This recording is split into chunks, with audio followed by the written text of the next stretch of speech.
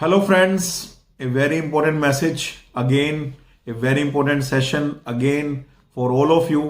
And guys, इस बार जो मेरा मैसेज है, जो ये सेशन है, ये मास ऑफ द स्टूडेंट्स के लिए, बल्क ऑफ द स्टूडेंट्स के लिए है। इससे पहले मैंने 2 सेशंस लिए हैं जिसमें कि मैंने बताया कि जो स्टूडेंट्स ऑलरेडी 60 प्लस मार्क्स ला रहे हैं टेस्ट सीरीज के अंदर, उन्हें क्या करना चाहिए। उसके बाद मैंने बताया कि वो स्टूडेंट्स जिनके 45 से 55 मार्क्स या 60 मार्क्स आ रहे हैं टेस्ट सीरीज में, उन्हें क्या करना चाहिए। But I know most of the students are getting below 45। I know you are stuck in between 35 to 45। GATE preparation आपने अच्छे से की है, सिलेबस ठीक ठाक आपने कंप्लीट कर लिया है, पीवाईक्यूज भी आपने 2-3 बार लगा लिए हैं, नोट्स भी आपने पढ़ लिए हैं, बट स्टिल जब क्वेश्चन करने के लिए जाते हैं तो क्वेश्चन सॉल्व हो नहीं पाते हैं, या क्वेश्चन जब सॉल्व हो भी रहे हैं तो उसमें मिस्टेक्स हो रही है बहुत सारी। और इस तरह से कई सारी चीजें जो आप जरूर फेस कर रहे होगे, मुझे पता है that you are stuck in between a cycle of 35 to 45 marks. तो आप लोगों को क्या करना चाहिए, तो ये जो सेशन है ये आप लोगों के लिए बहुत इंपॉर्टेंट होने वाला है। तो गाइस, ध्यान से देखना, ध्यान से सुनना और इसको डेली बेसिस पे इंप्लीमेंट करना शुरू कर देना, बिकॉज ज्यादा दिन गेट में अभी बचे नहीं है। So welcome to the message, welcome to the session. So guys, first of all again जो बात मैं पिछले सेशंस में भी बोली थी कि गेट एग्जाम देना it's a time consuming process.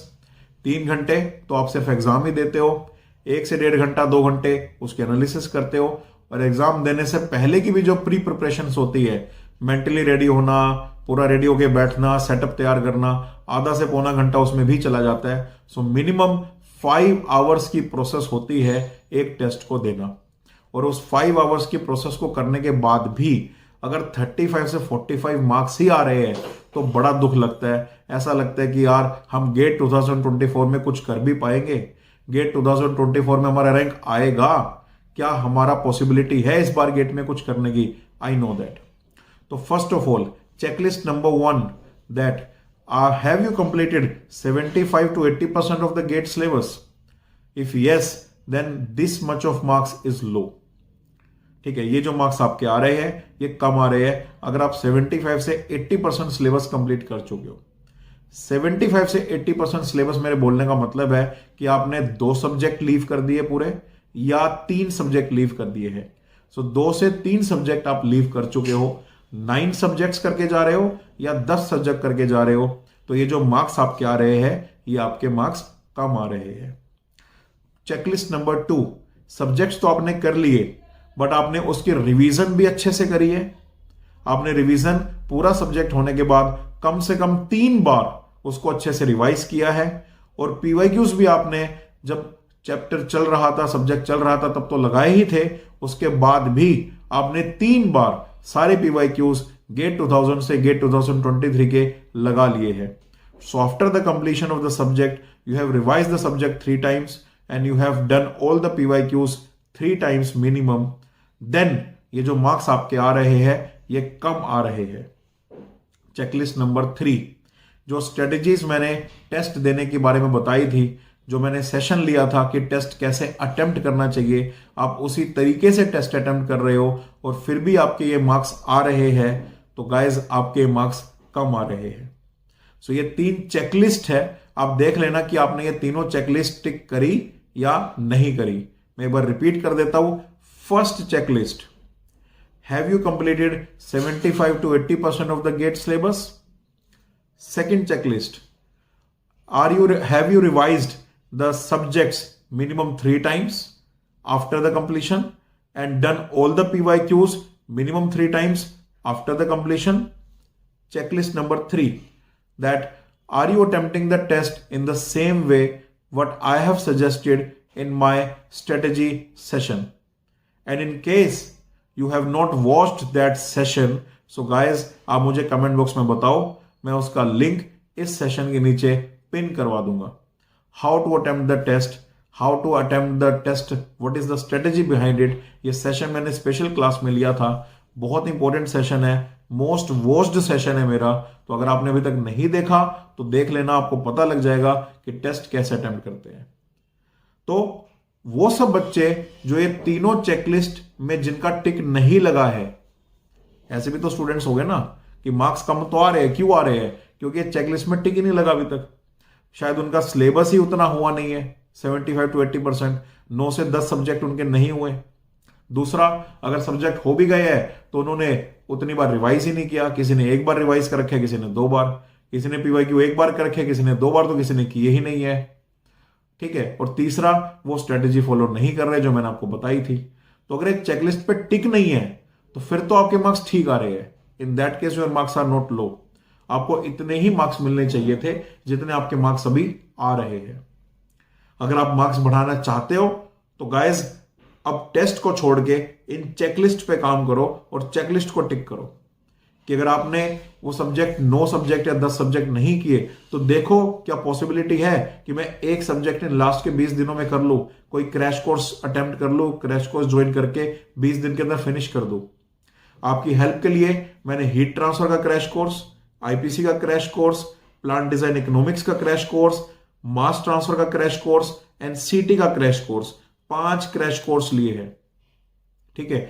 जब जिसमें कि heat transfer, IPC, mass transfer जैसे बड़े बड़े सब्जेक्ट, इनका क्रैश कोर्स मैंने सिर्फ 30 लेक्चर्स के अंदर लिया है। तो अगर आप एक दिन के 2 लेक्चर्स देखते हो तो ये सब्जेक्ट आप कंप्लीट कर सकते हो 15 दिनों में।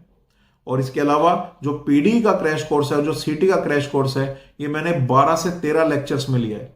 तो अगर आप दिन के 2 लेक्चर्स इसके देखते हो तो इन ए वीक आप ये सब्जेक्ट्स फिनिश कर सकते हो। तो आपकी हेल्प करने के लिए क्रैश कोर्स अवेलेबल है। अगर आपने सब्जेक्ट नहीं किए हैं 9 सब्जेक्ट या 10 सब्जेक्ट, सिर्फ 6 ही सब्जेक्ट किए हैं, 7 ही सब्जेक्ट किए हैं और ये आपका मेन गेट का अटेम्प्ट है, मैं सेकेंड ईयर और थर्ड ईयर की बात नहीं कर रहा हूं, ये मेन गेट का अटेम्प्ट है, आप 4th ईयर में हो, पास आउट हो और नंबर ऑफ सब्जेक्ट्स आपके अभी कम है, 6-7 ही है, तो गाइस लास्ट के 20 दिनों में कर लो। मेरा ये सजेशन है। क्या पता वो किया हुआ आपके 4-5 नंबर इंक्रीज कर दे गेट एग्जाम में, बहुत बेनिफिट होगा। ठीक है। तो चेकलिस्ट नंबर 1, सब्जेक्ट अगर 9 से 10 नहीं है तो 9 से 10 सब्जेक्ट कर लो। अभी भी 20-22 दिन है, इन 20-22 दिनों के अंदर आप 2 सब्जेक्ट तो कर सकते हो क्रैश कोर्स से। और जो मैंने बताए, अगर ये सारे सब्जेक्ट्स आप कर चुके हो तो गाइस बाकी सब्जेक्ट्स के लिए बाकी फैकल्टीज के क्रैश कोर्स देखो, उन्होंने भी revision session, ultra revision session, crash courses ले रखे हैं। So check out their links. तो उनके भी सब्जेक्ट्स आप एक फास्ट पेस में कर सकते हो। क्या पता 2 से 3 नंबर का, 4 नंबर का बेनिफिट आपको वहां पर मिल जाए। चेकलिस्ट नंबर 2, अगर आपने अभी तक रिवीजन ही नहीं किया है 3 बार, पीवाईक्यूज ही नहीं किए हैं 3 बार, तो आप इस काबिल ही नहीं हो कि टेस्ट दे सको। आप टेस्ट दे क्यों रहे हो? आप पहले रिवीजन पे ध्यान दो, रिवीजन करो और पीवाईक्यूज करो। 3-3 बार जब हो जाएंगे ना, उसके बाद टेस्ट देना स्टार्ट करना गाइस। क्वेश्चन को सोल्व करना कोई खेल नहीं है, मजाक नहीं है, ये गेट का पेपर है। अगर गेट का पेपर भी फॉर्मूला पुटिंग ही होता तो फिर कोचिंग्स की जरूरत ही क्यों पड़ती? हम सबकी नीड ही क्यों पड़ती पढ़ाने की? सिर्फ एक फॉर्मूला सेशन ले लेते, तुम सारे फॉर्मूलाज याद कर लेते और उसके बाद बस क्वेश्चन सोल्व करते, जैसे जेडब्ल्यू में करते थे। मोस्टली फॉर्मूला याद कर लेते थे तुम, कैसे क्वेश्चन सोल्व करना है वो सीख लेते थे, फिर हजारों क्वेश्चन की प्रैक्टिस करते थे। GATE is not about that. GATE is a fundamental paper, GATE is a conceptual paper, it's an aptitude test in engineering, जहां पर आपको कंसेप्ट्स और फंडामेंटल्स आने बहुत जरूरी है। तो पहले 3 बार रिवीजन करो कम से कम, अगर अभी तक नहीं करी तो। और पीवाईक्यूज 2000 से 2023 के 3 बार करो अगर नहीं करे तो। अगर आप ये सब नहीं कर रहे हो अभी तक तो गाइज आप बहुत बड़ी गलती कर रहे हो। टेस्ट देना एक लास्ट स्टेप है, उससे पहले सिलेबस फिनिश करना, सिलेबस को अच्छे से रिवाइज करना, उसके पीवाईक्यूज को अच्छे से करना, ये सब आता है, उसके बाद टेस्ट आता है। तो इन 20 दिनों में आपको अपना ध्यान रिवीजन पे देना चाहिए, पीवाईक्यूज करने पे देना चाहिए और टेस्ट की फ्रीक्वेंसी को बहुत कम कर देना चाहिए। बिकॉज जब आपके 3 बार रिवीजन हुए ही नहीं है, 3 बार पीवाईक्यूज हुए ही नहीं है, तो टेस्ट देकर क्या करोगे? इससे अच्छा तो आप हफ्ते 10 दिन का ब्रेक लेके बस रिवीजन पीवाईक्यूज करो और जब वो ठीक ठाक हो जाए, 3-3 बार हो जाए, फिर टेस्ट देना शुरू कर देना। तो आप अपने आप देखोगे कि टेस्ट में इंप्रूवमेंट, मार्क्स में इंप्रूवमेंट आपको मिल रही है, दिखेगी। और तीसरी चेकलिस्ट जो मैंने बताया कि अगर आपके मार्क्स नहीं आ रहे हैं और आपने वैसे अटेम्प्ट नहीं किया जैसा मैंने बताया, तो स्ट्रैटेजी में कहीं ना कहीं कमी है। पहले 1 घंटे में क्या अटेम्प्ट करना चाहिए, दूसरे 1 घंटे में क्या अटेम्प्ट करना चाहिए, तीसरे 1 घंटे में क्या अटेम्प्ट करना चाहिए, कैसे कैसे हमें प्रोसीड करना है। तो वो सब चीजें लैक कर रही है कहीं ना कहीं, आप प्लान आउट नहीं कर पा रहे हो उस 3 घंटे को, इस वजह से आपके मार्क्स कम आ रहे हैं। तो गाइस ये 3 मेजर रीजंस हो सकते हैं, तो एक बार चेक कर लेना। अगर इन 3 रीजंस में से ही कोई रीजन आपका है तो पहले उन रीजंस को ठीक करो और उसके बाद फिर टेस्ट देना स्टार्ट करो। Hello guys, to improve your rank, अपना रैंक इंप्रूव करने के लिए आपको कहीं ना कहीं एक्सपर्ट गाइडेंस की, क्वालिटी कंटेंट की बहुत ज़्यादा ज़रूरत है। आई नो आप में से कई सारे स्टूडेंट्स हैं जिन्होंने शायद अनअकैडमी प्लस पर मुझसे नहीं पढ़ा है। And guys there is a huge difference मुझसे पढ़ने में, बाकी फैकल्टी से पढ़ने में, there is a huge difference. और ये आप उन बच्चों से पूछ सकते हो जो अनअकैडमी प्लस पे मेरे स्टूडेंट्स हैं, या उन्होंने जो नोट्स बनाए होंगे उन नोट्स की हेल्प से भी आप देख सकते हो कि कितना डिफरेंस आ जाता है कि जब आप एक क्वालिटी एजुकेटर से पढ़ते हो। तो experience matters and I am the most experience faculty in the GATE chemical engineering. So guys वो गैप ब्रिज करने के लिए और लास्ट के 20 दिनों में गेम चेंज करने के लिए एक बहुत ही अमेजिंग ऑफर आप लोगों के लिए आया है, जिसमें आप 1 मंथ का सब्सक्रिप्शन परचेस कर सकते हो, जिसकी कॉस्टिंग वैसे तो 7,000 है, बट इस नए साल के उपलक्ष्य में गेट प्रिपरेशन को आसान बनाने के लिए इस ईयर 2024 में आपके लिए वो 1 मंथ का सब्सक्रिप्शन सिर्फ 2024 रुपीज के अंदर मिलेगा। गाइज ये अपॉर्चुनिटी मिस मत होने देना, बिकॉज ये लास्ट का 1 मंथ बहुत क्रूशल है। अगर इस लास्ट के 1 मंथ में 2 या 3 सब्जेक्ट भी आप चिप इन कर लेते हो ना, तो वो आपके लिए एक बोनस मार्क्स साबित होंगे। और अगर आप अपना सिलेबस कर भी चुके हो तो भी जो गाइस मेरी रैंक इंप्रूवमेंट सीरीज है मैथमेटिक्स की, हीट ट्रांसफर की और मास ट्रांसफर की, वो एक गेम चेंजर होने वाली है। बिकॉज जो कंटेंट मैंने वहां दिया है गाइस, वो कंटेंट बिल्कुल ही अलग प्लेनेट का कंटेंट है। जब आप उसे पढ़ोगे तो आपको और ज्यादा डीप डाइव इन करने का मौका मिलेगा डिफरेंट सब्जेक्ट्स के अंदर। तो गाइस ये जो अपॉर्चुनिटी है ये अपने हाथ से मत जाने देना। 2000 बहुत ज्यादा अमाउंट नहीं होता, बट ये 2000 अमाउंट से अगर 2 नंबर भी आपके इंक्रीज करे तो गाइस ये बहुत बड़ा एडवांटेज आपके लिए हो सकता है।